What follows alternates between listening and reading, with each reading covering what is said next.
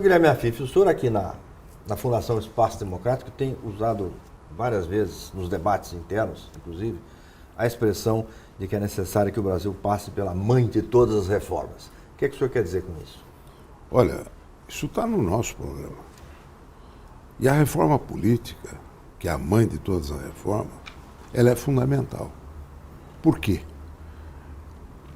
A rebelião que aconteceu em 2013, que o povo foi para a rua e ninguém conseguia entender, porque era uma insatisfação geral, né?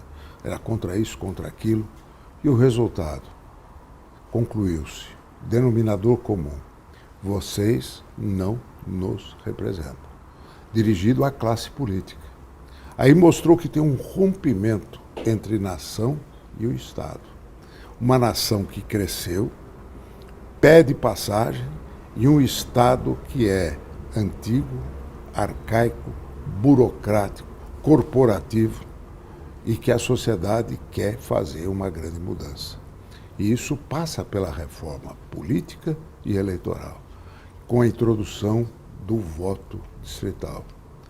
Nós pregamos isso no nosso programa. Está lá escrito, através de uma constituinte exclusiva, precedida de um plebiscito. E esse plebiscito, então, vai dar essa diretriz para colocar a representação perto do povo. Por que o voto distrital ou distrital misto é melhor? Porque ele vincula a pessoa à sua região, ao seu distrito. O Brasil precisa ser construído de baixo para cima. Porque o Brasil de cima para baixo realmente não deu certo. Está aí esse conflito todo. Então, na hora que você tem um representante lá na base e que ele é reconhecido, e olha, eu sou até mais radical. Tem o voto distrital misto que, tudo bem, isso é para negociar. Eu sou a favor do voto distrital puro. Por quê? Porque ele vincula e ele é votado majoritariamente. O que quer dizer isso? Ele tem que ter 50% mais um daquele distrito. Ele representa majoritariamente aquele distrito. E o distrito pode cassá-lo se ele não cumprir com as diretrizes que ele assumiu de compromisso com aquela base. Como funcionaria uma Assembleia Constituinte exclusiva? Ela funcionaria convocada entre todos os cidadãos. Ela poderia estar organizada partidariamente, porque é a estrutura sobre a qual nós estamos trabalhando. E este cidadão ou cidadã que for eleito para representar o povo nesta mudança, ele não pode se candidatar na eleição subsequente. Ou seja, ele não pode utilizar a bandeira da Constituinte para participar de um projeto eleitoral, para garantir uma isenção nas mudanças e na análise dos problemas brasileiros. O senhor registra essa separação entre Estado e nação, a população, os representantes e os representados. O senhor tem falado muito num segmento que o senhor caracteriza como batalhadores do Brasil, que o senhor também considera não representados devidamente em relação à sua própria condição social, de expressão social. Quem são esses batalhadores? Esses batalhadores é esta multidão de micro, pequenos e médios empresários. Por que eles não estão representados? Porque eles são municipais. Se nós tivermos pelo menos 200 municípios com grandes empresas, é muito. Mas os outros 5.000 e tantos municípios, todos eles têm pequenas empresas e eles não estão representados porque eles estão distantes da estrutura de poder, como é o município. Veja a revolta dos municípios hoje, veja a marcha dos prefeitos, é permanente isso em Brasília, cadê o meu dinheiro? Porque ele que fica arcando com as responsabilidades da educação, da saúde e o dinheiro todo concentrado na mão da estatocracia estatal, que não tem sensibilidade e nem conhecimento para conhecer a realidade. Esse batalhador é vítima também da política econômica, Porque no Brasil nós não temos política de desenvolvimento, nós só temos política fiscal e política monetária. Só querem saber de arrecadar e de engordar banco. Porque quem manda no Brasil hoje é a banca. Todos os economistas são todos ligados ao mercado financeiro. Ora eles estão no governo, ora eles estão num fundo ou numa empresa. Aliás, nos últimos 20 anos, todos ficaram milionários, mas não estão olhando a realidade da nação, porque eles ganham dinheiro com dinheiro. E eu defendo o batalhador ganha dinheiro com trabalho. Essa é a grande diferença. E ele dá emprego, ele dá renda. Se nós somarmos esses batalhadores, nós vamos ver que são hoje 27 milhões. 12 milhões na formalidade. 15 milhões na informalidade. Se você somar os seus empregados, nós vamos para 45 milhões de pessoas. Esse é o nosso foco, o batalhador. Doutor Guilherme, as favelas são consideradas locais onde até lá os empreendedores vicejam. O senhor tem algum exemplo de que acontece numa favela em termos desses batalhadores, empreendedores? Olha, a favela inteira é empreendedora.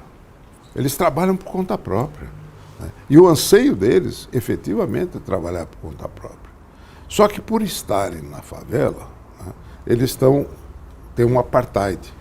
Tem um apartheid. Aí a turma fala, eles são fora da lei. Não, é a lei que é fora deles. Nós não temos uma legislação que reconheça esse trabalho no campo da informalidade.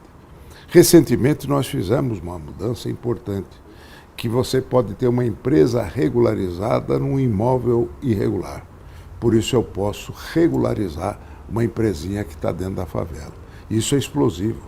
50% dos moradores de favela são empreendedores.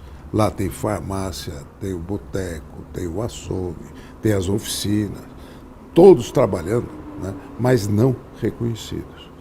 Geram empregos, na maioria das vezes informal. Agora, essa favela, ela tem uma cultura muito interessante. Eu quero dizer que uma fundação como a nossa, que é Espaço Democrático, tem a fundação do PT, que é o Instituto Perseu Abramo. E eles foram para a periferia de São Paulo, onde era considerado o grande cinturão vermelho da cidade de São Paulo, e que o PT sempre ganhava as eleições. Na última eleição, eles levaram uma surra. Poxa vida, o que aconteceu? Vamos lá para saber o que né, ouvir o povo.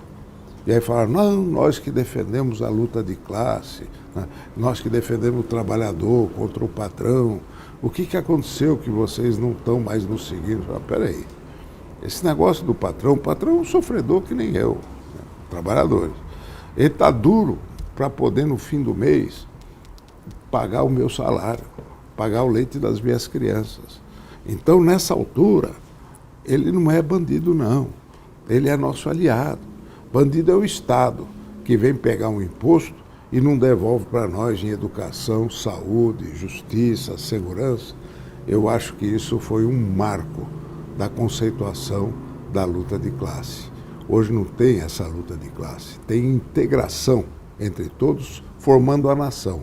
O adversário é a estatocracia, o adversário é o centralismo, o adversário é o Estado. Por isso, a favela, hoje, é uma grande aliada do empreendedorismo e dos batalhadores. Eu imagino que as favelas tenham também milhares de microempreendedores individuais, os MEI. Como foi a criação desses MEIs no Brasil? Olha, isso é uma luta de, no mínimo, 20 anos. Eu quero lembrar que foi em 2003. O Lula tinha assumido em 2003. Ele veio na minha posse, na associação comercial, eu era presidente. E eu falei, presidente, o senhor me dá uma audiência que eu quero levar ao senhor uma proposta. E levei a ideia do MEI para ele. Ele gostou demais. E aí nós começamos a trabalhar e ela acabou acontecendo em 2007, 2008. E de lá para cá, já são 8 milhões de pessoas que se inscreveram como MEI, se formalizaram. Isso significa 2 Uruguais e meio de pessoas trabalhando. É uma nação inteira. E nós vamos crescer. Eu falei que nós temos aí 15 milhões de informais, esses informais que nós devemos trazer como MEI, porque é um benefício para ele. Ele pagando como MEI, que é uma merrequinha, né? Ele tem aposentadoria, ele tem assistência médica, então tem inclusão social. Doutor Guilherme, o nosso sistema tributário é bom? O sistema tributário brasileiro? O que precisa mudar? O sistema tributário é um manicômio total, né? É caótico, principalmente o ICMS. O ICMS são 27 legislações, cada um fazendo o seu muquifo, a sua regra. Você imagina uma empresa que tem que operar no Brasil inteiro, ela tem que ter um departamento só de administrar sistema tributário. E as pequenas empresas, embora protegidas pelo Simples, têm uma obrigação acessória que eu tenho mostrado, inclusive nas minhas palestras, que dá uma folha de 4 metros só de obrigações acessórias em cima de pequenas empresas. Portanto, se nós temos a mãe das reformas, que é a reforma política, nós vamos ter que ter a reforma federativa e, em seguida, a reforma tributária. O que é reforma federativa? A reforma federativa é o seguinte: tudo que o município puder fazer melhor, que o Estado e a União não façam. Tudo que o Estado puder fazer melhor, que nem o município e nem a União façam. Tudo que a União puder fazer melhor, que nem o município, que nem o Estado faça. E tudo que o cidadão puder fazer melhor, ou a sociedade organizada, que nem o município, que nem o Estado, que nem a União faça. E, por favor, não atrapalhe quem faça. Libera, desburocratiza, permita que as pessoas possam explodir na sua criatividade, porque através do empreendedorismo vai gerar emprego e renda. Não existe política social que traga algum proveito se ela não trouxer emprego e renda. E esse é o trabalho dos batalhadores. E essa é a reforma do sistema federativo, que a reforma tributária deverá, em seguida, falar quanto fica de dinheiro no município para ele cumprir tarefa, quanto fica no Estado, quanto fica na União. E quais são as tarefas? O que o povo quer? O povo quer Estado, viu? Quando a turma fala Estado mínimo, pesquisa aqui do nosso próprio espaço democrático demonstrou que a população quer um Estado forte. Mas em quê? Na Petrobras? Na Eletrobras? Não. Ele quer um Estado forte na educação e na saúde, por causa da igualdade de oportunidade. Ele quer um Estado forte na justiça e na segurança, que é a garantia dos direitos individuais do cidadão. E quer um Estado forte na infraestrutura básica, na promoção do seu desenvolvimento. Pronto, essa é a definição do papel do Estado, esse é o recurso e em que nível vai se executar. É isso que se quer. E vai ser com muito menos dinheiro, porque está vazando dinheiro de tudo quanto é lado com esse centralismo do Triângulo de Ferro. O senhor insiste muito na necessidade, tudo que o senhor está dizendo, a necessidade de criar um ambiente de negócios que induza o empreendedor, o meio, o grande, o pequeno, não importa, que induza a criar, a progredir, gerar empregos, etc. e tal. Mas tem um entrave nessa história que o senhor sempre gosta de combater, que é a burocracia. O que nós temos que fazer em relação a isso? Olha, a burocracia, e vamos deixar bem claro que tem 2 tipos de burocracia. Tem a burocracia como colesterol. Ela tem o bom e tem o ruim. Né?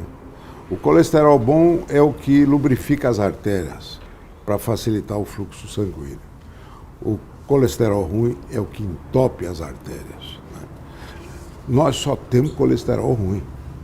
Quer dizer, nós temos uma burocracia hoje que ela tem vida própria para autossustento.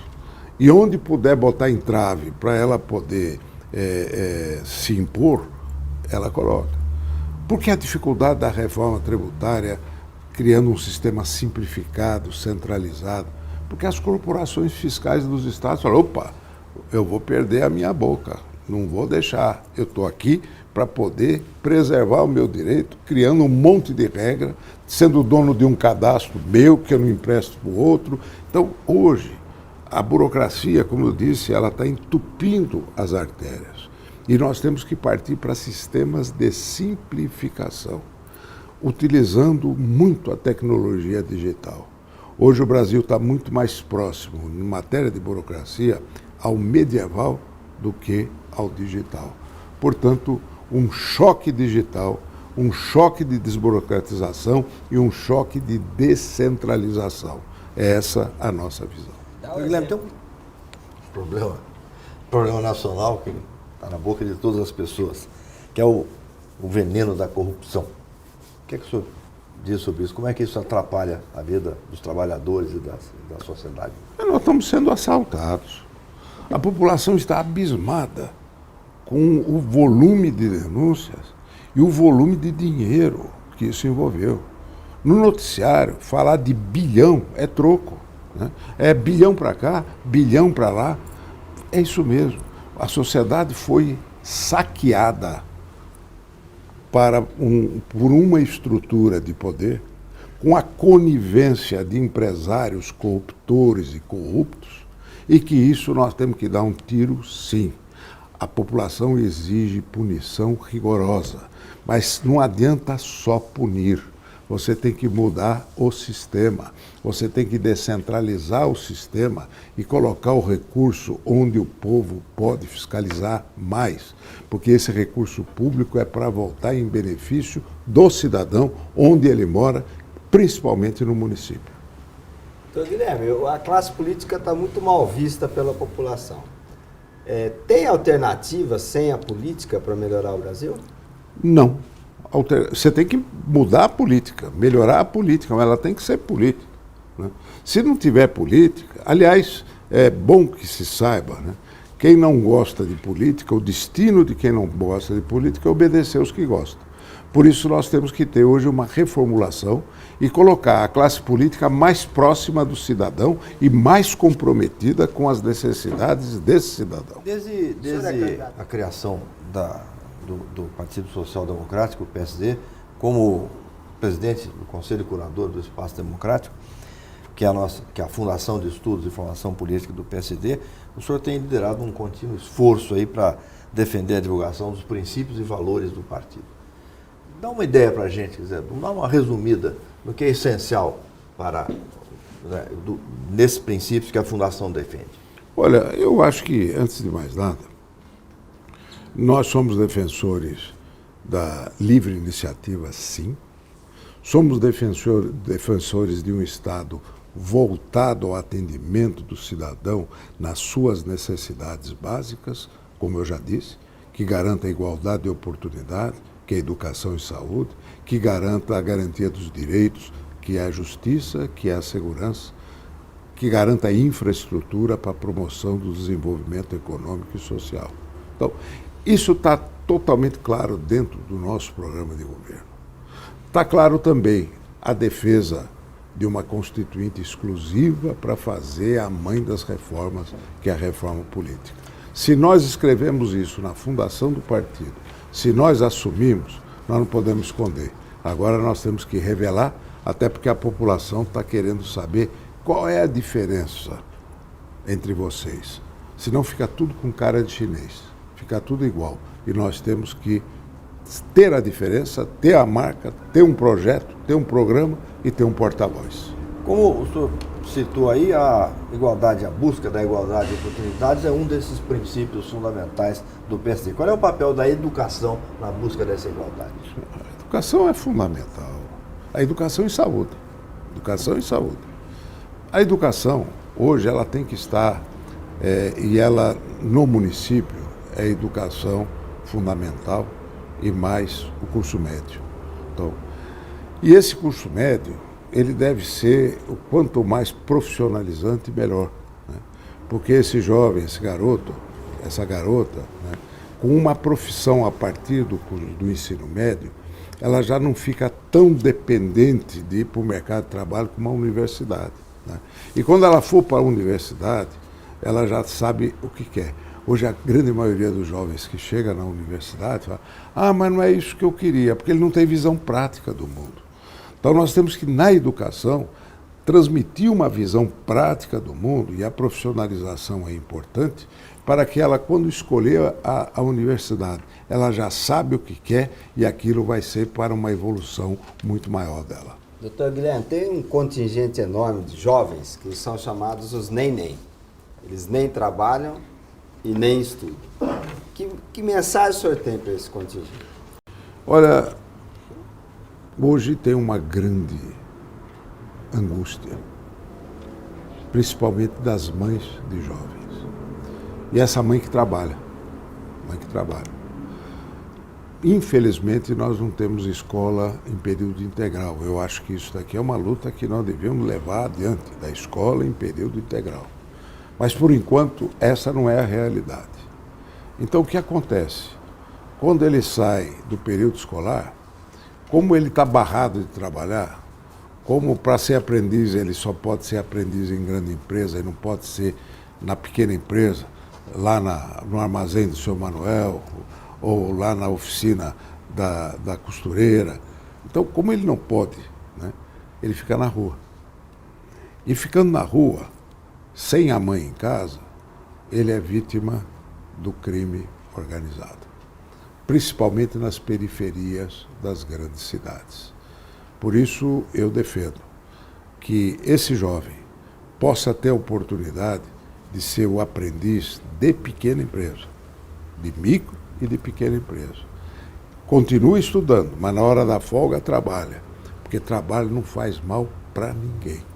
Pode perguntar para a população o que ela acha desse jovem, aos 14 anos, ter uma oportunidade de se profissionalizar na prática, na escola do trabalho, sem largar a escola. Essa pesquisa eu nunca vi. E se for feita, vai dar 100% o que eu estou falando. Mas isso não é exploração do trabalho infantil? O que é infantil? 14 anos não é infantil. Ele já está, né, numa idade que já está no limite do perigoso, se você não der uma oportunidade. Ou ele vai para um lado ou vai para o outro. Então, tem que diferenciar. Existe o estatuto da criança e do adolescente. O da criança é o infantil. Do adolescente, nós temos que olhar, porque hoje tem proposta, baixar a maioridade penal para 16 anos. Isso é uma loucura, porque se você baixar a maioridade penal para 16 anos, esse jovem que vai poder ser preso, se ele já estava no desvio, na hora que ele for preso no nosso sistema prisional, ele vai fazer uma pós-graduação no crime. Ele vai sair um criminoso especialista. Então nós temos que evitar isso. Você não pode, então você tem que pegar lá atrás, antes. Tem que ser preventivo nesse sentido. O senhor tem grandes e pequenos. Essas diferenças são coisas que me incomodam sempre. O senhor tem defendido a importância do microcrédito. Fale sobre isso. O sistema bancário brasileiro é o mais concentrado do mundo. Nós temos um oligopólio mantido pelo Banco Central, que garante ao sistema financeiro, os 5 que sobraram, o direito de fazer a agiotagem sofisticada. Então você pega um cheque do juro, o cheque especial, o juro do cheque especial. Você pega o juro do cartão de crédito. Meu Deus do céu, 360% ao ano. E ninguém, não, olha, por favor, vamos fazer um acordo para baixar. Não tem competição. Eu defendo já, e o projeto está pronto, já em tramitação, eu defendo a empresa simplificada de crédito. O que é isso? É o cidadão poder emprestar o seu próprio dinheiro na sua comunidade, no seu município, para atividade produtiva. Ele não pode emprestar esse dinheiro para consumo ou dívida pessoal, não. É para atividade de CNPJ. Então é lá o Zezinho da padaria, a dona Lourdes costureira, que sempre está precisando de um dinheiro. Se ela vai no banco, bate com a porta na cara, porque o banco não empresta. Diz que não tem informações. O banco hoje está lá para captar dinheiro, né? Então, na hora que ele capta, esse dinheiro vem aqui em cima e ele só empresta para alguns, né? E aquele cara fica na chuva. Diz que o banqueiro só dá diz que ele presta guarda-chuva em dia de sol e quando começa a chover ele pega de volta. Né? Então essa é a sensação que nós temos da irrigação do nosso sistema financeiro. Então a empresa simples de crédito é esse cidadão que hoje está aplicando a 0,5% lá no banco, ele pode aplicar 1,5% na praça diretamente, sem intermediário. Ele vai ganhar mais e esse cidadão vai pagar muito, essa empresa vai pagar muito menos de juros do que aquele que está no mercado hoje. Isso nós vamos conseguir e nós temos que quebrar essa estrutura de monopólio, oligopólio, inclusive agora com as fintechs. Fintech o que é? São financeiras tecnológicas, que trabalham tudo com tecnologia, baixando enormemente o custo administrativo do crédito desses monstros que é o sistema financeiro em termos de custos, de estrutura, de agências. A tecnologia vai dar um tombo nisso. O Brasil é um país atrativo para o mundo? É um país onde os empresários querem investir? Quais são nossas potencialidades? Bom, o Brasil é solo, subsolo e sol. Isso é uma vantagem comparativa e competitiva inigualável. Nós somos, sim, a maior reserva de produção de alimentos no mundo. O mundo inteiro nos olha com essa visão. As riquezas minerais nossas, né, são fabulosas. Aliás, tem muita influência estrangeira não querendo deixar a gente mexer nesse mineral, por isso que virou terra de índio tudo, né? Porque, na verdade, essa riqueza mineral nossa é extraordinária. Só que nós somos exportadores de commodities, de matéria bruta, né? Grão. Né? Nós já tínhamos que ser exportadores de valor agregado em cima disso, transformação. Mas eles nos olham com o seguinte sentido: esse país tem 365 dias de sol por ano. Produz 365 dias por ano de alimento. Nós queremos investir nesse país e investir na infraestrutura desse país, porque tudo que eu investir lá volta na metade do tempo, porque no hemisfério norte eu tenho que parar 6 meses para esperar a neve passar. Né? Então, esse país é viável. Eu quero botar dinheiro lá. Só que, por que não acontece? Primeiro, não tem segurança jurídica para quem quer investir, sempre instável. Segundo ponto, eu estive na Inglaterra em 2000, eu era vice-governador do estado, em 2013. Fui levar o pacote das PPPs do estado de São Paulo para investidores e operadores de logísticas mundiais. Fizemos a apresentação, gostaram muito, só que o representante deles virou para mim e falou: doutor, não adianta. Por que não adianta? Lá é tudo carta marcada, doutor. Já está marcado para cada um, que era aqui já a notícia do oligopólio da Lava Jato, em termos de não deixar ninguém entrar, né, para concorrer com eles. Né? E como é que eles mantinham isso? Propina para a classe política que fica defendendo o interesse nacional. Que barbaridade. Eu saí de lá com vergonha e aí disse: eu não continuo aqui não. Fui cuidar das pequenas empresas, mas aqui eu não quero continuar mais não. O senhor lembrou bem, então, nós estamos falando das riquezas naturais, das possibilidades do Brasil com relação, mas eu queria que o senhor falasse sobre o brasileiro. Por quê? Tem até uma piada, velha piada maldosa antiga, né? Deus deu tudo pra cá e tal. Aí perguntaram, mas é injusto e tal, como é que o senhor dá tanta coisa? Aí ele falou, vai ver o povinho que eu vou botar lá. Eu queria que o senhor falasse, que eu sei que a sua imagem não é obviamente essa, eu queria que o senhor falasse isso. O brasileiro, o que é que o senhor... Olha, hoje o brasileiro está fazendo uma profunda crítica ao brasileiro. Pesquisas recentes mostraram que uma das coisas ruins do Brasil é o jeitinho brasileiro. É a história de molhar a mão do guarda, de dar uma gorjeta para passar na frente, de passar pelo acostamento. Começa a ter uma autocrítica. Fala, bom, eu estou criticando o poder, estou criticando os políticos, mas eles são resultados também desta visão de querer tomar vantagem. Então, na nova geração, já há uma reação muito forte sobre isso. E toda essa crise que nós estamos vivendo, ela vai também despertar na consciência do brasileiro a necessidade da mudança de atitude para que nós possamos valorizar a nossa cidadania. Processo. Vamos tratar de uma questão que as pessoas está sempre na cabeça das pessoas. Todo mundo fala, é de esquerda, é de direita, é de centro, é conservador, é liberal e tal. Como é que o senhor se define? Eu? Direita e esquerda é atraso. Hoje a grande discussão é centro, é direita, é esquerda. Está errada essa discussão. Nós temos que discutir o que é moderno e o que é antigo. Não existe coisa mais antiga do que a classificação esquerda e direita. E não existe coisa mais moderna do que você discutir pragmaticamente o que precisa, qual é a força do cidadão. E sem dúvida, eu sou liberal, sou um liberal. E como liberal, nós hoje temos que ter a visão social.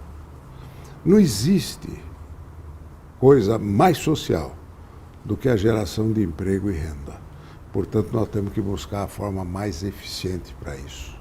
Então, aquela turma que sempre advogou, esquerda ou direita, está na hora de sentar para fazer um acordo de nação. Nós não temos que ser partes, nós temos que ser um todo. Podemos ter diferenças e divergências partidárias, mas não podemos deixar que um modelo que nós queremos, gerador de emprego e renda, seja sepultado. Portanto, nós dependemos muito mais de uma integração pelo centro, né? E o que é o centro? É o equilíbrio, de respeitar as opiniões divergentes e apropriá-las para construir esse futuro. Essa cisão de direita e esquerda, esse radicalismo que nós estamos assistindo, nos remetem ao tempo da guerra, né? Com o nazismo, o fascismo e o comunismo. Isso era esquerda, isso era direita. Por favor, não vamos olhar para isso.